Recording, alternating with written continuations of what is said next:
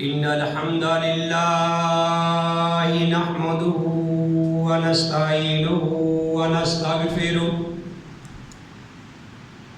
ونعوذ بالله من شرور أنفسنا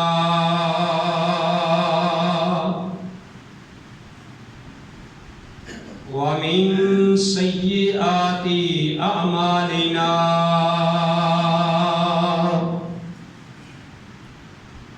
من يهده الله فلا مضل له ومن يضلل فلا هادي له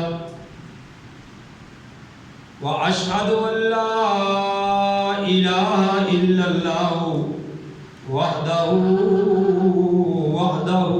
لا شريك له وأشهد أن محمدا عبده ورسوله يا أيها الذين آمنوا اتقوا الله حق تقاته ولا تموتن إلا وأنتم مسلمون يا أيها الناس اتقوا ربكم الذي خلقكم من نفس واحدة وخلق منها زوجها وبث منهما رجالا كثيرا ونساء واتقوا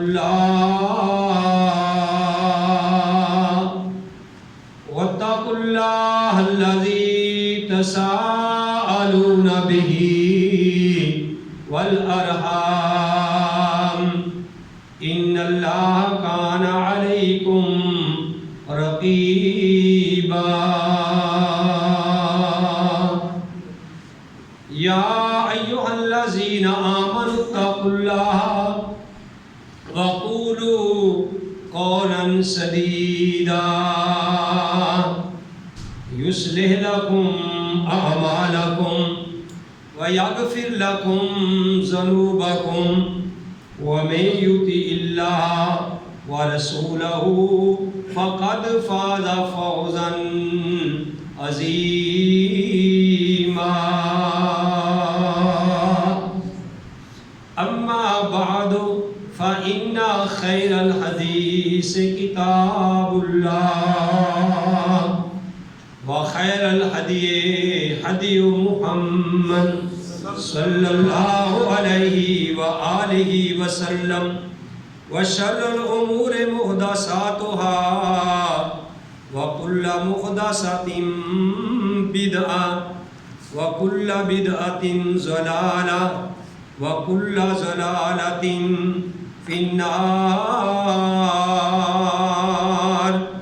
أعوذ بالله السميع العليم من الشيطان الرجيم.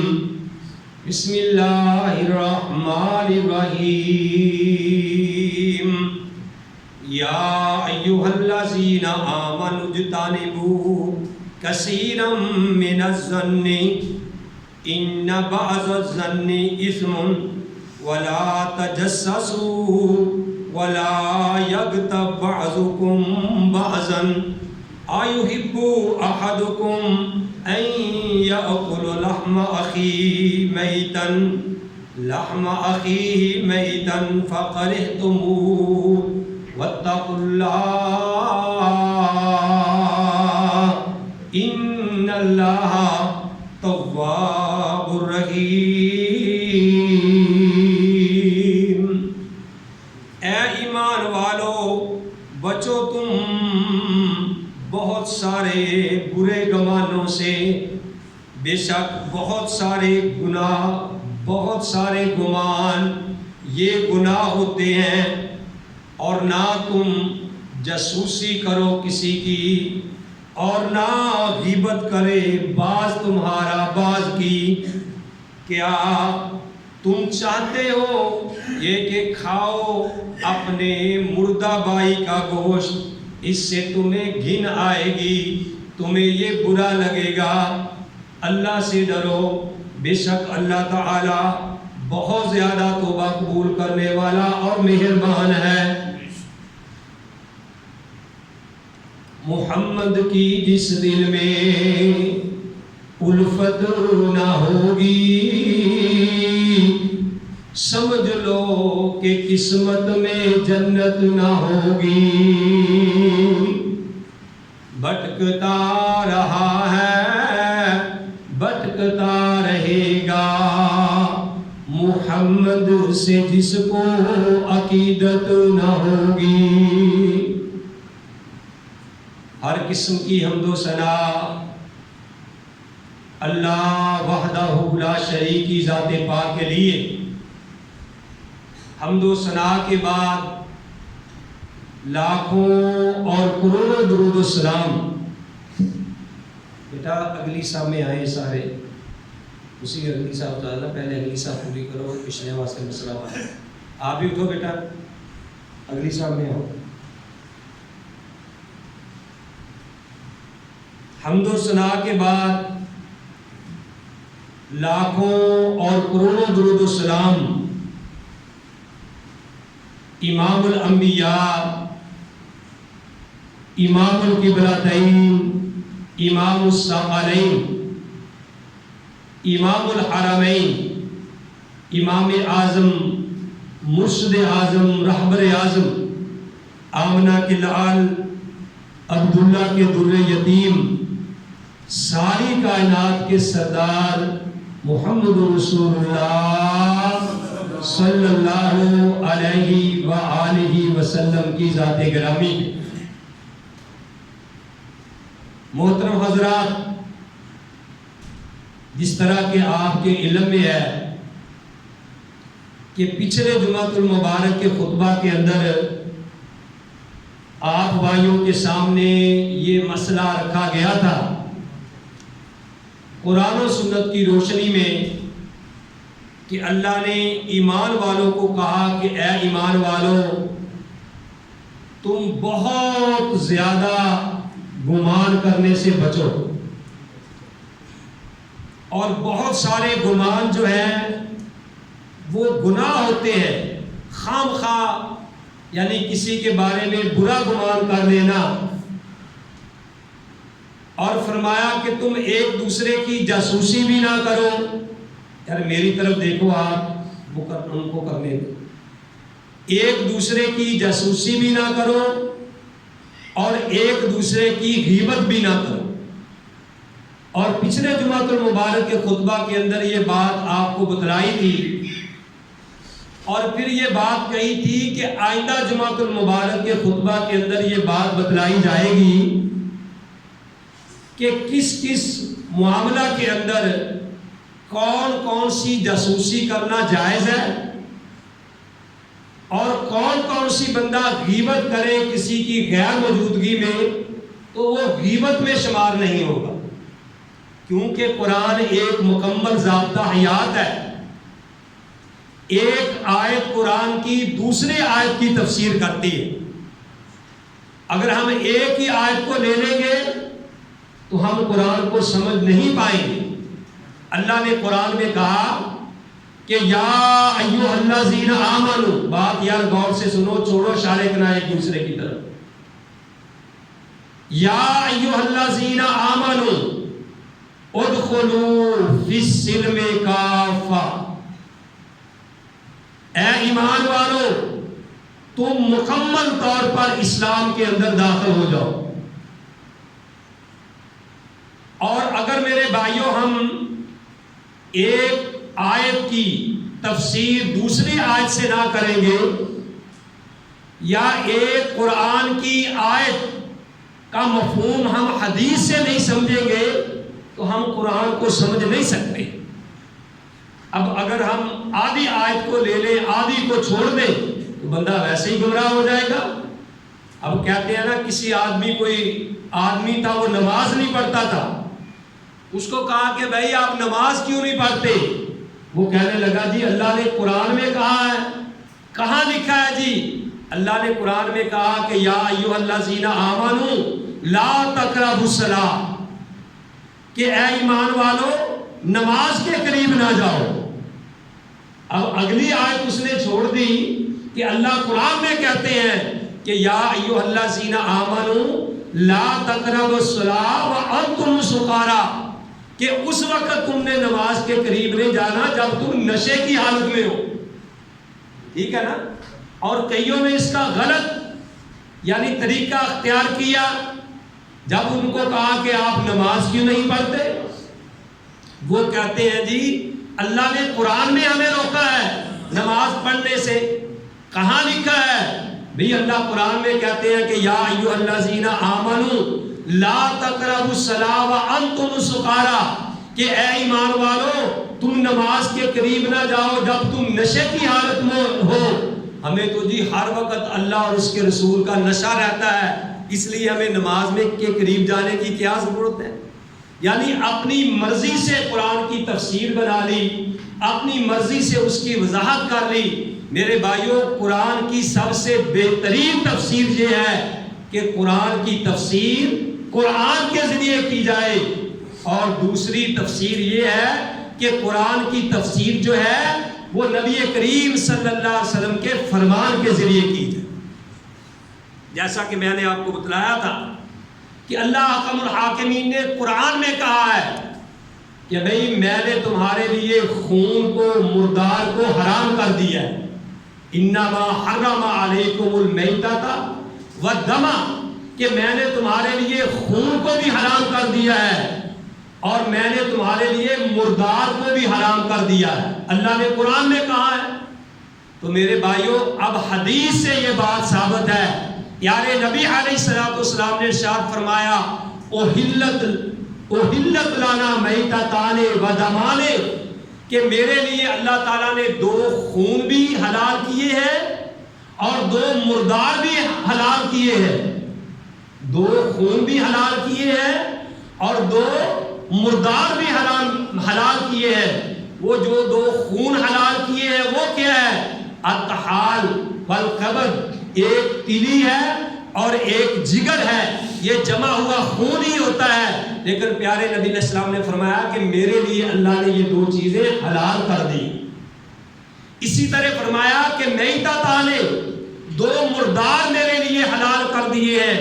وہ کیا ہے؟ ایک ٹڈی ہے جو وہ فصلوں پہ آتی ہے، فصلوں کو تباہ برباد کر دیتی ہے، وہ مری ہوئی بھی بندہ کھائے تو حلال ہے، اس کو ذبح کرنے کی ضرورت نہیں۔ اور فرمایا دوسرا کیا ہے؟ الحوت، مچھلی ہے، یہ مری ہوئی بھی ہو تو اس کو کوئی بھی ذبح کر کے نہیں کھاتا، اسی طریقے سے کھانی جائز ہے۔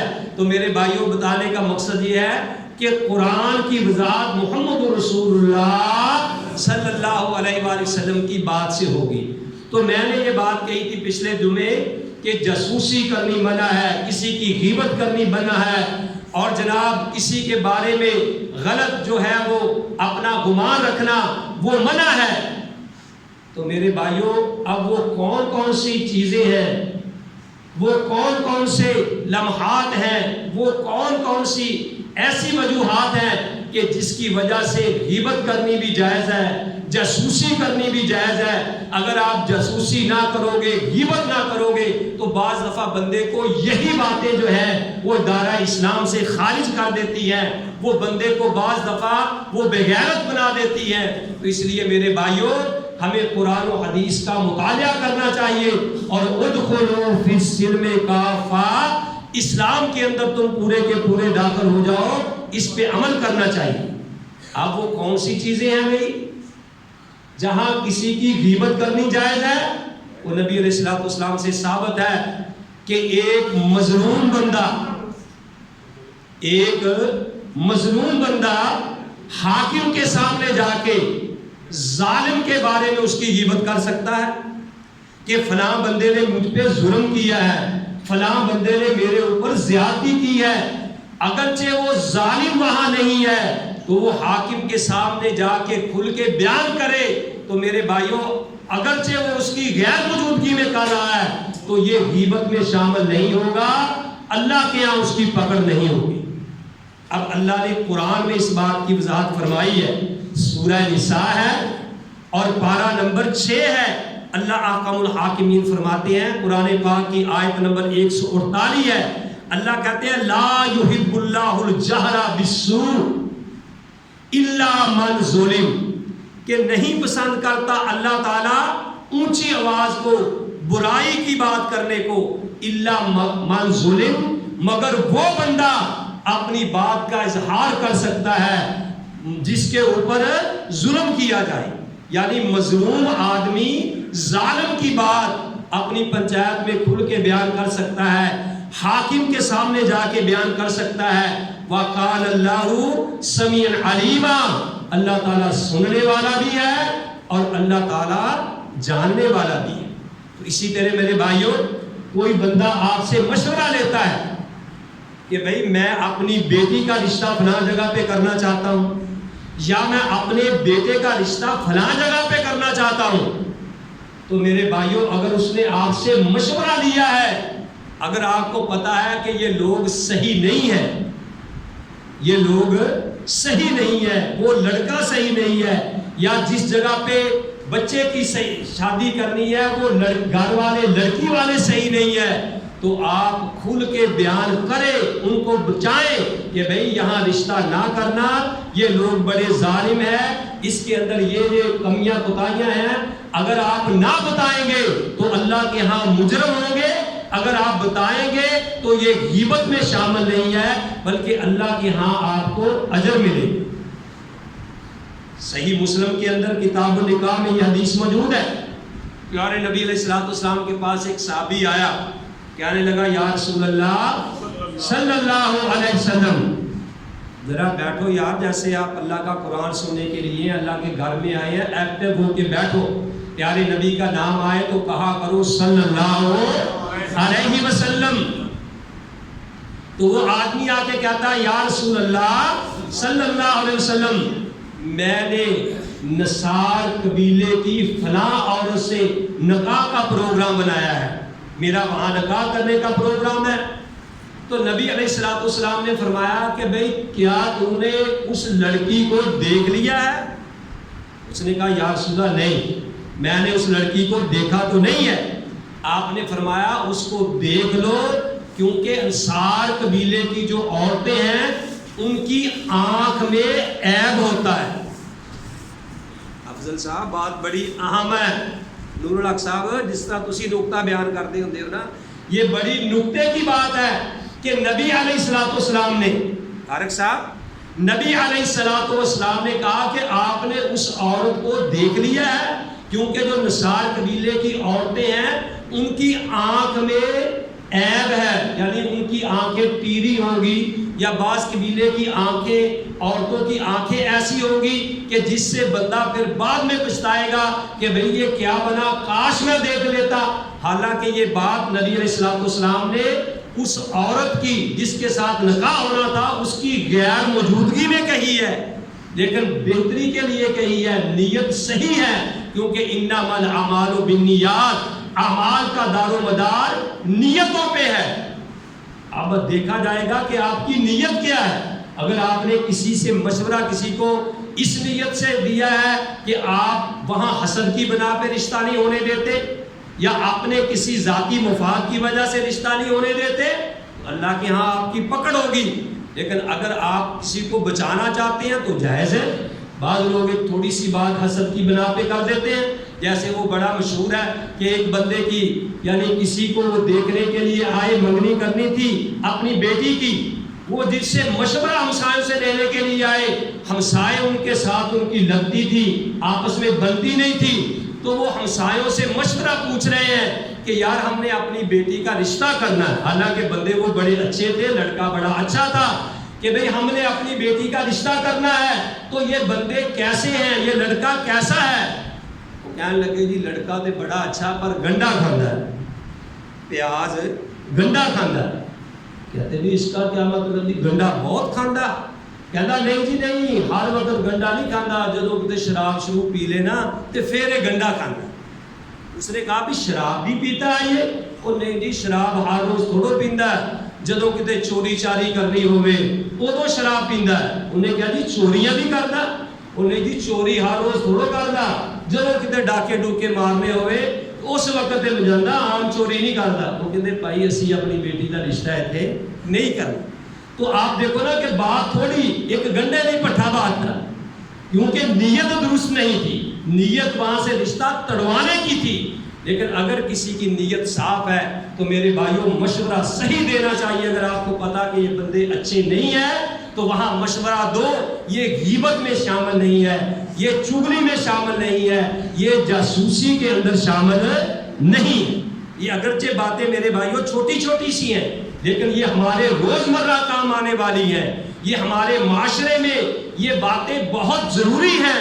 ان کو نہ کوئی بیان کرتا ہے مولوی، اور نہ ہم ایسی باتیں سننے کے لیے ہی تیار ہیں، کیونکہ ہمیں تو لگتی ہیں کہ ایک دوسرے کے اوپر کیچڑ اچھالا جائے، ایک دوسرے کو برا بھلا کہا جائے، کسی کو کافر، کسی کو مشرک، کسی کو گستاخ کہا جائے.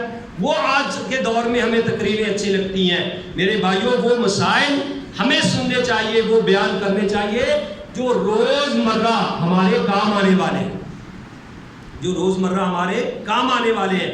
تو میں یہ بتا رہا تھا کہ اگر کوئی ایسے مشورہ کرتا ہے، کوئی مکان خریدنا ہے، بابا جی اگر کسی نے مکان خریدنا ہے، آپ کو پتا ہے کہ نہیں اس نے سیلنگ کی ہوئی ہے، وہ کہتا جی لینٹر ڈالا ہوا ہے. اگر آپ کو پتا کہ بھائی جی لینٹر نہیں، یہ بالے ہیں یا ٹی آر گارڈر ہے، تو آپ خریدنے والے کو بتائیں کہ بھائی یہ آپ کو دھوکہ دے رہا ہے، یہ مکان صحیح نہیں ہے. اگر کسی نے کوئی گاڑی خریدنی ہے، آپ کو پتا کہ اس کی گاڑی میں یہ نقص ہے، تو آپ بتائیں.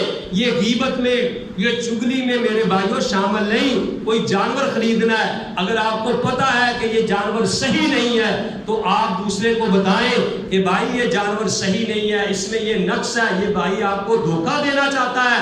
تو اس لیے اگر آپ یہ نہ بتائیں گے تو اللہ کے ہاں مجرم ہے، اللہ کے ہاں مجرم ہے. اگر آپ بتائیں گے تو اللہ کے ہاں آپ کو اجر ملے گا. نبی کریم صلی اللہ علیہ وسلم کے پاس ایک عورت آتی ہے، کہنے لگی یا رسول اللہ صلی اللہ علیہ وسلم مجھے 2 آدمیوں نے نکاح کا پیغام بھیجا ہے، 2 آدمیوں نے مجھے نکاح کا پیغام بھیجا ہے. آپ مجھے مشورہ دیں، آپ مجھے مشورہ دیں کہ میں ان 2 آدمیوں میں سے کس کے ساتھ اپنا نکاح کروں. نبی علیہ السلام نے فرمایا کہ دیکھ فلاں بندہ جو ہے، حالانکہ وہ بندہ موجود نہیں، فلاں بندہ جو ہے وہ ہر وقت اپنے کندھے پہ لاٹھی رکھتا ہے. اس کے 2 معنی کیے ہیں محدثین نے. ایک تو یہ ہے کہ وہ عورتوں کو مارتا بہت ہے، دوسرا یہ ہے کہ وہ ہر وقت سفر پہ ہی رہتا ہے، اس کو پتہ نہیں بھی گھر میں بھی کوئی ہے میرا انتظار کرنے والا یا نہیں، وہ ہر وقت سفر میں ہی رہتا ہے. ٹھیک ہے نا. اور دوسرا بندہ فرمایا کہ جو دوسرے بندے کی تو نے بات کی ہے وہ بڑا کنجوس ہے، وہ بڑا کنجوس ہے، دیتا رہتا ہے، گھر میں کچھ نہیں کرتا ہی کچھ نہیں، نکٹھو ہے. تو نبی علیہ السلام نے تیسرے کا مشورہ دے دیا کہ میرا مشورہ یہ ہے کہ آپ فلاں کے ساتھ اپنا نکاح کریں. حالانکہ وہ دونوں بندے جن کو کہا تھا کہ ان سے نکاح نہ کریں وہ موجود نہیں تھے، وہ موجود نہیں تھے. ان کی غیر موجودگی میں آپ نے کہا، کیونکہ مشورہ تھا تو مشورہ جو ہے امانت ہوتی ہے، تو بندے کو صحیح مشورہ دینا چاہیے.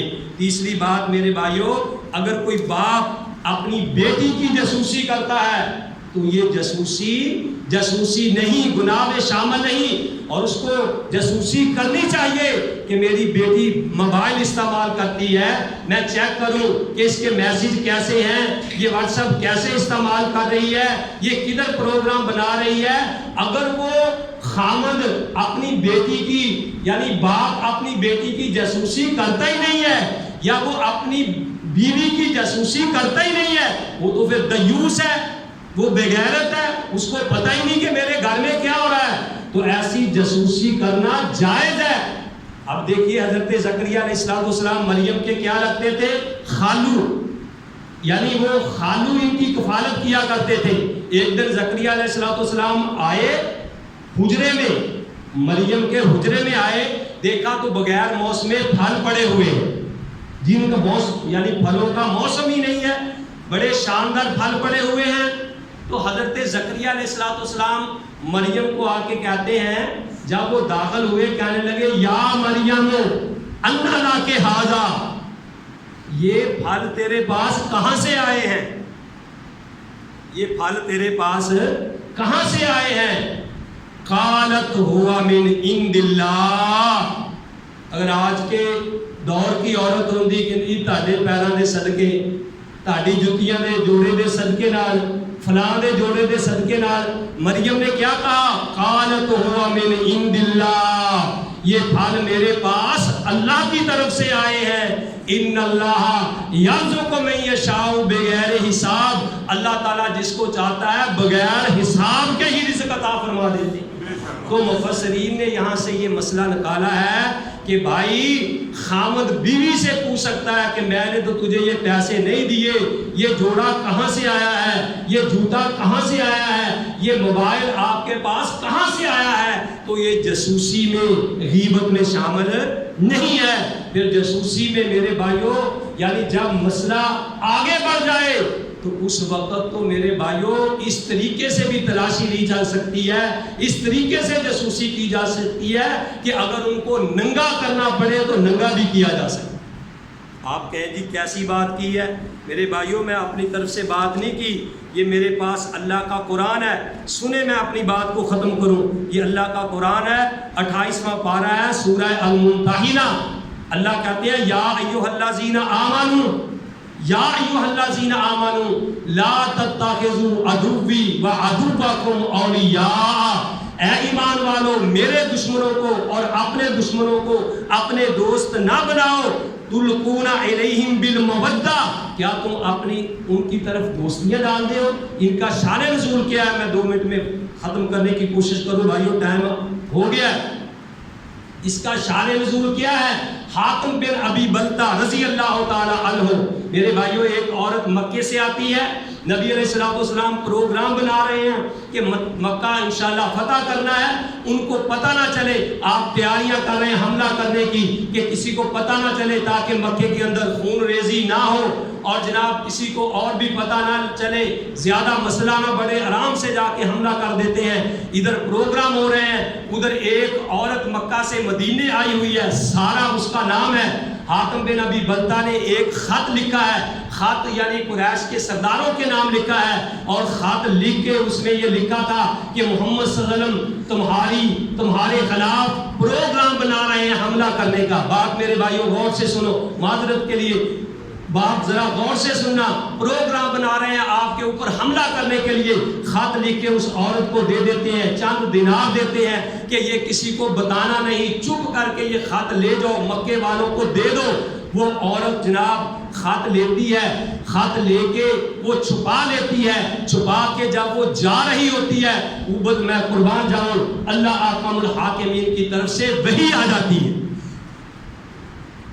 وہی آ گئی کہ یا رسول اللہ وہ عورت جا رہی ہے، آپ کا نام فاش کا نہیں ہے، اب وہ عورت جو ہے فلاں جگہ پہ اب پہنچی ہے. تو نبی علیہ السلام نے 3 آدمیوں کو فوراً بلایا، جن میں ایک علی تھے. علی رضی اللہ تعالیٰ عنہ خود فرماتے ہیں کہ ایک میں تھا، ایک زبیر تھا، ایک مقداد تھا. تینوں کو بلایا کہ جاؤ فلاں عورت فلاں جگہ پہ جا رہی ہے. جب وہ روضہ خاخ ایک جگہ کا نام تھا، وہاں جب پہنچے گی تو اس سے خط لے کے آنا. اب یہ تینوں صحابہ گھوڑے دڑائے اس کے پیچھے گئے. جب روضہ خاک کے پاس پہنچے عورت کو جا کے پکڑ لیا، کہنے لگے کہ جلدی خط جو تیرے پاس ہے نکال دے. وہ کہنے لگی کہ میرے پاس تو خط نہیں ہے، میرے پاس کوئی خط نہیں ہے. انہوں نے دھمکی دی کہ ہم تیرے کپڑے اتاریں گے، تیری ہر ایک چیز کی تلاشی لیں گے، تیری ہر چیز کی تلاشی لیں گے. وہ ڈر گئی، اس نے اپنی جو بالوں کی چٹیاں تھی نا مڈیا، اس سے نکال کے خط دے دیا. وہ صحابہ اکرام واپس آئے، کیونکہ صحابہ اکرام پہلے جب اس عورت نے کہا کہ نہیں قسمیں کھا لی، تو زبیر نے بھی کہا، مقداد نے بھی کہا چلو یار واپس چلتے ہیں. حضرت علی رضی اللہ تعالیٰ عنہ نے کہا کہ یہ کیسے ہو سکتا ہے کہ امام کائنات نے بتلایا ہو اور اس عورت کے پاس خط نہ ہو، کیونکہ امام کائنات اپنی مرضی سے نہیں بولتے جب تک عرش والا نہ بلائے. تو میرے بھائیوں اس کو دھمکی دی، اس نے خط نکال کے دے دیا. امام کائنات کے پاس خط آیا. جب خط آیا آپ نے حاتم بن ابی بلتہ کو بلایا کہ یہ کام تو نے کیوں کیا ہے؟ اس نے مان لیا کہ یا رسول اللہ میں ایمان والا ہوں، میں کوئی مرتد نہیں ہوا، صرف اور صرف وجہ یہ تھی کہ میرے وہاں چھوٹے چھوٹے بچے ہیں قریشیوں کے، باقی تو سارے رشتہ دار وہاں ہیں، میرا وہاں کوئی رشتہ دار نہیں، میں نے صرف یہ کام اس لیے کیا تھا تاکہ وہ میرے بچوں کی دیکھ بھال کریں گے کہ بھئی حاطب بن ابی بلتہ تو ہمارا ساتھی ہے۔ حضرت عمر رضی اللہ تعالیٰ نے کہا کہ یا رسول اللہ مجھے اجازت دیجئے میں اس کا سر قلم کر دوں۔ نبی علیہ السلام نے فرمایا عمر تجھے معلوم نہیں، اللہ احکم الحاکمین نے عرش معلیٰ سے جان کے دیکھا اور فرمایا کہ جو بدر میں شامل ہوئے تھے ان کو اللہ نے کیا دیا، یہ جو مرضی کرے میں ان کو معاف کر دیا۔ بھائیوں بتانے کا مقصد یہ ہے کہ اگر جاسوسی ایسی کرنی پڑے، کپڑے بھی اتارنے پڑے تو یہ جائز ہے، کیونکہ اللہ کا قرآن کہتا ہے کہ ادخلوا فی السلم کافہ، اسلام کے اندر مکمل طور پہ داخل ہو جاؤ۔ اللہ احکم الحاکمین سے دعا ہے کہ اللہ تعالی ہم سب کو صحیح معنوں میں کتاب و سنت پہ عمل کرنے کی توفیق نصیب فرمائے۔ وما علیہ الا البلاغ۔